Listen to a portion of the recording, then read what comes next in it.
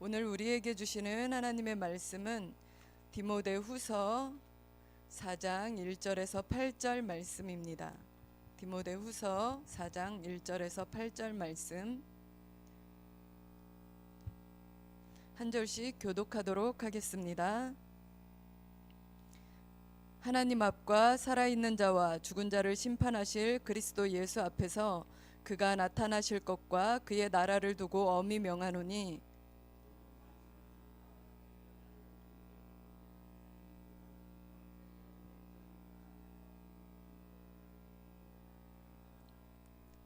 때가 이르리니 사람이 바른 교훈을 받지 아니하며 귀가 가려워서 자기의 사욕을 따를 스승을 많이 두고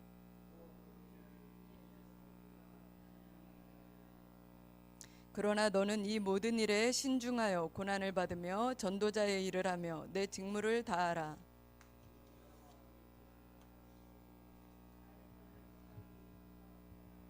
나는 선한 싸움을 싸우고 나의 달려갈 길을 마치고 믿음을 지켰으니 이제 후로는 나를 위하여 위의 면류관이 예비되었으므로 주 곧 의로우신 재판장이 그날에 내게 주실 것이며 내게만 아니라 주의 나타나심을 사모하는 모든 자에게도니라. 아멘. 앞뒤 좌우 성도님들 보시면서 오늘도 승리합시다 하고 인사하겠습니다. 오늘도 승리하겠습니다. 성도님들은 성도님의 생애의 마지막 한 달을 살고 있다면 어떻게 사시겠습니까? 사랑하는 가족들, 보고픈 친구들, 용서받아야 할 사람들, 또 넘겨주어야 하는 일과 재산들 다들 정리하시겠죠? 오늘 본문은 삶의 마지막을 맞는 그리고 사역의 마지막을 맞는 바울의 유언과도 같은 이야기입니다. 오늘 바울은 자신의 사역을 마무리하면서 영적 아들 디모데에게 그리고 바울 서신을 읽는 모든 자들에게 복음 전파 사명을 잘 감당하라고 당부합니다. 어제 나누었던 3장에서는 잘못된 사람들에게서 돌아서고 성경 말씀을 기준으로 삶을 살라고 강조한 바울이 이번에는 성경 말씀을 통해 하나님을 바르게 섬기는 자로 준비되라고 모든 좋은 일을 할 수 있는 사람으로 자라라고 당부합니다. 그리고 마지막으로 강하게 명령합니다. 4장 1절에 하나님 앞과 살아있는 자와 죽은 자를 심판하실 그리스도 예수 앞에서 그가 나타나실 것과 그의 나라를 두고 엄히 명하노니. 바울은 하나님 앞과 또 산자와 죽은 자를 심판하실 예수 그리스도 앞에서 자신의 가르침의 가장 핵심적인 내용을 증언하여 명령합니다. 권면이 아니라 명령입니다. 아주 강한 확신에 차서 결코 후회하지 않을 가르침이기에 권면이 아니라 명령을 하고 있는 것입니다. 우리의 모든 삶은 하나님 앞과 예수 그리스도 앞에서 심판을 받게 됩니다. 그러하기에 바울은 디모데에게 엄하게 명령하는 거죠. 너는 살아있는 동안 말씀을 전파하라. 때를 얻든지 못 얻든지 항상 힘쓰라고 합니다. 이것은 복음 전파에 관한 이야기입니다. 복음 전파는 교역자에게 또는 전도 특공대에게 또는 교사에게만 주어진 사명이 아닙니다. 그러하기에 바울은 디모데에게 뿐만 아니라 오늘 바울 서신을 읽는 우리 모두에게 명령하고 있는 것입니다. 우리 모두는 하나님 앞과 예수 그리스도 앞에서 우리의 삶에 대한 결과를 보여드리게 됩니다. 우리 성도님들은 하나님과 예수 그리스도 앞에서 무엇을 보여드리시겠습니까? 일생을 살아오면서 하나님이 주신 시간, 건강, 물질, 가족들을 맡겨주신 하나님 앞에서 무엇을 힘써 행하고 왔노라고 하시겠습니까? 좀 더 넓은 집, 좀 더 안락하고 쾌적하고 그럴싸한 집과 차를 마련하느라 일생을 보내다 왔다고, 또는 좀 더 세상에서 떵떵거리고 살려고 발버둥 치다 왔다고 하시겠습니까? 그것은 분명 주님이 원하시는 대답은 아닐 것입니다. 그러면 주님이 맡겨주신 남편과 자녀들 뒷바라지 하다가 정신없이 바쁜 하루를 보내고 살다 왔다고 하시겠습니까? 자녀들이 좋은 학교 가고 좋은 사람과 결혼하고 자녀를 잘 낳고 잘 키우게 돕다 왔다고, 그들이 세상에 사는 동안 세상에서 밀리지 않고 쫄리지 않게 살게 하느라고 물심양면으로 힘쓰고 애쓰고 왔다고 하시겠습니까? 아니면 늦게까지 안 풀리는 자식과 남편, 아내의 뒷바라지를 하느라 배우자와 자녀들이 사고친 것을 정신없이 메꾸고 수습하다 왔다고 하시겠습니까? 그것들도 물론 당연히 힘써야 하는 일이고 아주 귀한 일입니다. 하지만 이제 모든 사역을 마치는 바울이 죽음 앞에 선 바울이 보았을 때는 아니 이제 곧 하나님과 예수 그리스도를 제외하여야 하는 바울이 보았을 때는 그보다 더 중요하게 비중을 두어 힘쓸 일이 있다는 것입니다. 다른 모든 일들도 중요하지만 그보다 더 가치 있고 우리에게 인생을 허락하신 주님의 뜻에 맞는 삶을 살다 왔음을 보여드려야 한다는 것에 대해 너무나 뼈저리게 느끼고 있는 것입니다. 전도서 11장 9절에는 이런 말씀이 있습니다. 청년이여 내 어린 때를 즐거워하며 내 청년의 날들을 마음에 기뻐하여 마음에 원하는 길들과 내 눈이 보는 대로 다 행하라. 그러나 하나님이 이 모든 일로 말미암아 너를 심판하실 줄 알라.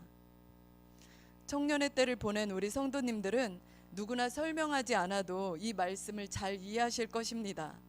많은 것을 할 자유가 있지만 젊음의 때를, 청춘의 때를 하고 싶은 일을 하다가는 정말 해야 할 일을 못해 늦거나 준비되지 못하거나 후회하는 일들이 생긴다는 것을 잘 알고 계실 것입니다. 바울의 심정이 바로 그러한 것입니다. 우리는 주님 안에서 참 자유를 얻었습니다. 죄로부터도 자유함을 얻었고 여러 율법에서도 자유함을 얻었습니다. 하지만 그 자유함으로 내가 하고 싶은 것, 내 마음대로 살다 보면 바로 청년의 때를 후회하는 중년이 오는 것을 이미 다 겪어서 알고 있습니다. 그러하기에 바울은 확신을 가지고 강하게 명령하고 있는 것입니다. 2절에 때를 얻든지 못 얻든지 복음의 말씀을 전파하라. 그리고 범사의 오래 참음과 가르침으로 경책하며 경계하며 권하라 이렇게 얘기합니다. 여기에서 경책하라는 것은 드러내어 폭로하는 것을 말합니다. 경계하라는 것은 꾸짖고 견책하라는 것입니다. 권하라는 것은 훈계하고 권면하라는 것입니다. 무엇을 경책하고 무엇을 경계하고 무엇을 권하라고 하는 것입니까? 그것은 3절부터 5절에 이어지는 내용에 관한 것입니다. 3절 때가 이르리니 사람이 바른 교훈을 받지 아니하며 귀가 가려워서 자기의 사욕을 따를 스승을 많이 두고 또 그 귀를 진리에서 돌이켜 허탄한 이야기를 따르리라. 그러나 너는 이 모든 일에 신중하여 고난을 받으며 전도자의 일을 하며 내 직무를 다하라 이렇게 말씀합니다. 때가 이르리니 사람이 바른 교훈을 받지 않는 것, 귀가 가려워서 자기의 사욕을 따를 스승을 많이 두는 것, 그리고 진리의 말씀을 듣지 아니하고 돌이켜 허탄한 이야기, 쓸모없는 이야기들에 귀 기울이는 것에 대하여 그것이 잘못되었음을 드러내어 폭로하고 그것이 허상임을 폭로하고 알면서도 고치지 않는 것에 대해 꾸짖고 바른 길로 돌이킬 것을 권하라는 것입니다. 내로남불이라는 말이 있습니다. 내가 하면 로맨스, 남이 하면 불륜이라는 말입니다. 내가 내 배우자가 아닌 사람과 연애하면 소울메이트, 경계를 뛰어넘는 사랑, 영혼의 깊은 울림을 통한 사랑인 것처럼 판단하고 다른 사람이 그런 연애를 하면 불륜이라고 생각한다는 현대의 세태를 꼬집는 말입니다. 소울메이트라고 해서 애인이라고 하면서 자신의 배우자 아닌 사람과 깊은 마음과 영혼의 교제를 하는 사람들이 있습니다. 마치 그런 소울메이트가 없는 사람들은 시대에 뒤떨어진 구식 사람인 것처럼 취급합니다. 그러면서 자신의 배우자가 채워주지 못하는 감흥, 공감을 그들에게서 찾을 수 있다고 좋아하는 사람들이 있습니다. 하지만 우리는 이 세대가 잘못된 것임을 잘 알아야 할 것입니다. 소울메이트든 나의 로맨스든 다 불륜이고 잘못된 것이고 적절하지 못한 것 다 마귀의 관계인 것을 알아야 합니다. 그리고 아는 데서 끝나는 것이 아니라 다른 사람들에게 이것을 일깨워줘야 하는 것입니다. 나도 하지 말아야 하고 다른 사람들에게도 하지 말아야 함을 일깨우되 그것이 가져다주는 허상이 무엇인지, 무엇이 잘못됐기에 하나님이 그리고 성경이 금하고 있는 것인지를 일깨워 주어야 하는 것입니다. 한번 생각해 볼까요? 소울메이트가 있으면 행복합니까? 행복하다면 소울메이트와 영혼적 교감에서 만족하고 과연 그 이상의 관계로 발전하지 않을 수 있을까요? 소울메이트가 있는 사람의 배우자는 그로 인해 고통스럽지 않겠습니까? 또 그 소울메이트에게 또 다른 소울메이트가 생기고 그 소울메이트에게 그 사람이 나보다 더 자주 찾아간다고 생각해 봅시다. 그러면 당신은 괴롭지 않겠습니까? 하나님이 허락하신 배우자와의 영적, 육적, 정신적 교감을 하는 것 외에 하나님은 허락하시지 않았습니다. 소울메이트, 애인, 영혼의 동반자, 그 어떤 아름다운 수식어를 쓴다 해도 그것은 그냥 육체적 불륜의 전 단계인 영혼의 불륜일 수밖에 없습니다. 그리고 그것은 당신이 가지고 있는 하나님이 허락하신 아름다운 관계, 부부의 관계, 가정이라는 따뜻한 보금자리의 관계를 해치는 맹독성의 죄악일 뿐입니다. 그 사람이 지금 힘든 상황이라 도와준다고요? 이성의 보살핌이 필요해서 그런다고요? 그것이 인류애와 인권에 맞는 행동이라고요? 모두가 상생하기 위한 행동이라고요? 말도 안 되는 소리입니다. 그런 말에 귀를 기울이는 것이 바로 자신의 행동을 감추고 싶어서, 자신의 행동을 합리화하고 싶어서, 자기의 잘못된 욕구를 판단하고 편들어주는 세상의 소리, 세상의 가치관을 따르는 행동인 것입니다. 이게 바로 3절과 4절에 나오는 바른 교훈을 받지 아니하며 자신의 잘못된 요구를 마다하는 스승을 많이 두고 진짜 진리에는 귀를 닫아버리는 행동인 것입니다. 그러면서 바울은 권면합니다. 그러나 너만큼은 모든 일에 신중하게 생각해라. 신중하게 생각해서 진리를 따르라. 진리를 따르는 길이 좁고 협착해도 고난과 고통이어도 그래도 너만큼은 진리를 따르며 진리를 따르는 길에서 받는 고난을 받으라는 것입니다. 그리고 내 주변 사람들에게도 너처럼 살아갈 수 있도록 말씀을 전하는 전도자의 일을 하며 하나님이 내게 맡겨주신 직무를 다하라는 것입니다. 바울은 다메섹 도상에서 예수님을 만난 사람입니다. 그는 예수님을 만나기 전에는 남들이 말하는 다 가진 사람, 다 이룬 사람이었습니다. 그런데 그가 예수님의 제자로 돌이킵니다. 그런 그에게 비웃음과 조롱이 없었을 리 없습니다. 또한 예수님을 몰랐을 때 예수님을 핍박한 과거가 있어서 한동안 제자들 사이에서도 인정을 받지 못했습니다. 또한 율법주의자들, 율법의 열심이었던 사람들에게는 이단 취급을 받으며 목숨의 위협까지 느꼈던 사람입니다. 그가 세상의 쾌락을 몰라서 이렇게 교훈하겠습니까? 그가 진리를 따르는 좁은 길의 힘겨움을 몰라서 이렇게 교훈하겠습니까? 그렇지 않습니다. 바울은 자신을 따르는 디모데를 비롯하여 자신이 개척한 교회들의 성도들이 앞으로 겪어야 할 어려움과 고통들을 먼저 다 겪어본 사람입니다. 그런데 그가 이렇게 말하는 것입니다. 진리의 말씀대로 살고 진리의 말씀을 항상 전하며 오래 참으면서 계속적으로 전해라. 자신의 사역 마감을 앞에 두고 자신의 죽음을 앞에 두고 그리고 이제 이 세상의 삶의 마감과 또 새롭게 열릴 하늘나라에서의 반드시 되어질 일들을 생각하니 권면이 아니라 명령을 해야겠다는 굳건한 의지가 생긴 것입니다. 여러분들이 죽음을 앞두었다면 자녀들에게 무슨 말씀을 남기고 싶으십니까? 밀린 재산 목록을 다 정리하여 나눠주고 나를 어디에 잘 묻어달라 얘기해 주는 것에서 마치시겠습니까? 이혼하려고 티격태격하는 자녀들에게 조금만 참아 곧 좋은 날이 다시 시작되니 내가 더 참고 인내하렴 하지 않겠습니까? 성공과 돈만 쫓아가는 자녀들에게 인생에서 중요한 것은 돈과 성공이 아니야, 너와 함께 있는 가족과 이웃이 더 중요한 거야 라고 하지 않겠습니까? 고 김수환 추기경은 유언으로 용서하고 사랑하며 사세요 라고 하여 세상을 감동시켰습니다. 그런데 그보다 더 가치 있고 더 마땅히 힘써야 하는 일이 바로 영혼 구원의 일입니다. 그래서 바울은 말씀을 전하라, 복음을 전하라고 하고 있는 것입니다. 하나님 앞에서 돈을 많이 모았다고 자랑하시겠습니까? 빼어난 학벌과 스펙들을 쌓았다고 자랑하시겠습니까? 성형된 얼굴과 건강한 몸과 S라인을 자랑하시겠습니까? 자녀들 시집장가 잘 보냈다고 자랑하시겠습니까? 우리 집 사위, 며느리, 손주 어떠어떠하게 뛰어나다고 그 자랑을 하시겠습니까? 말도 안 되는 소리입니다. 하나님은 우리를 그런 의도로 이 세상에 보내신 것이 아닙니다. 하나님은 우리를 이 세상에 청지기로 보내셨습니다.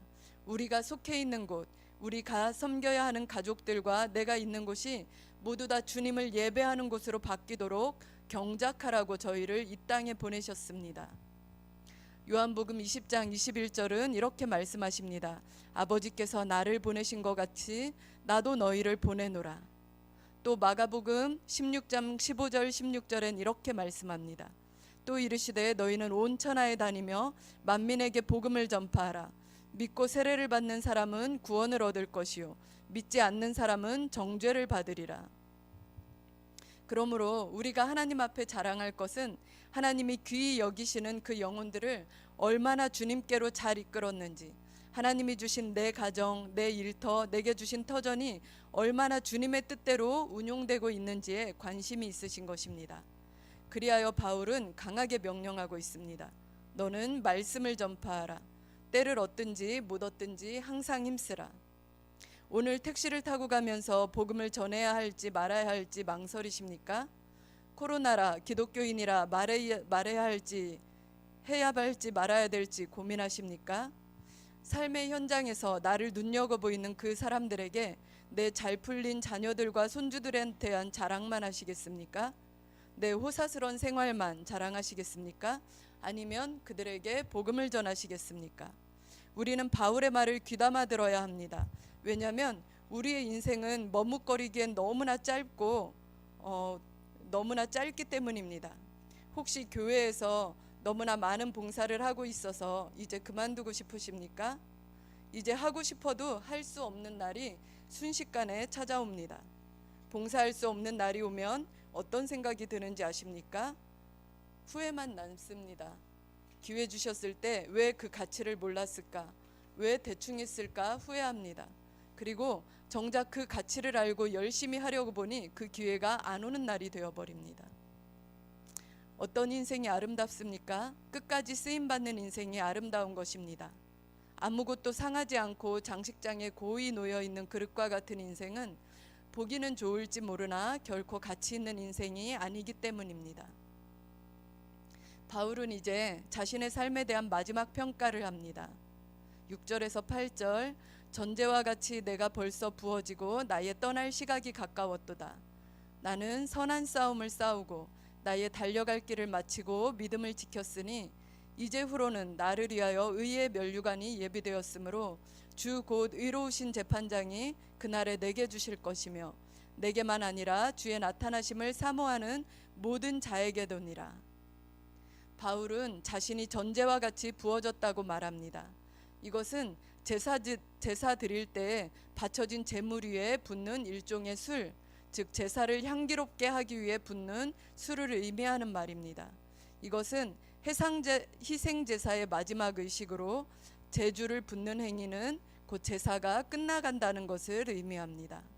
즉 바울은 자신의 삶이 하나님 앞에 온전히 제물이 되었고 이제 자신은 그 제사 절차의 가장 마지막을 장식하는 술처럼 부어지고 있음을 말하고 있는 것입니다.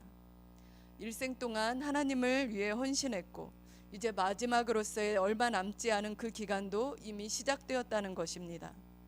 그 누구보다 힘들었지만, 그 누구보다 고된 삶을 살았지만, 그 누구보다 고생하고 눈물과 피와 땀을 수시로 흘렸지만 자신은 자신을 위한 싸움이 아니라 하나님의 선한 싸움을 잘 싸웠으며 하나님의 뜻, 하나님의 도를 벗어나지 않고, 운동선수로 이야기하면 트랙을 벗어나거나 실격하거나 실점할 일을 만들지 않고 잘 달려왔으며 더구나 가장 중요한 믿음, 오래고 힘겨운 싸움들에서 잃어버리고 흔들리고 낙심할 수도 있었던 그 믿음을 잘 지켰으니 이제는 자신을 위해 예비된 상만 남았다는 것입니다.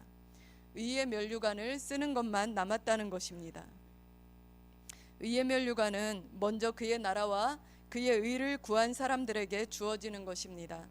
나를 위하여 하나님의 능력을 사용하고 나를 위하여 하나님의 이름을 사용한 자들에게는 그들에게 주어지는 것이 아니라 하나님의 나라와 하나님의 의를 위하여 하나님의 뜻을 위하여 삶을 산 사람들에게 주어지는 것입니다.